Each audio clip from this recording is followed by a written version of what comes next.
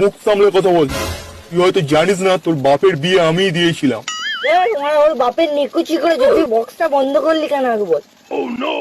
এই মেরেছে, এটা তো দেখছি ফুল লোড হয়ে আছে মা। বাপ কাকা কিছু মানছেই না। আরে ভাইপো ভাইপো ঠান্ডা হ, ঠান্ডা হ। তোদের বক্স আমি এক্ষুনি চালিয়ে দিচ্ছি।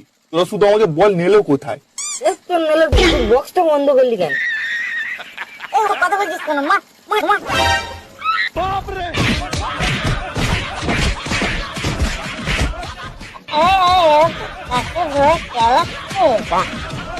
আমি একটু হাত ফাঁক করে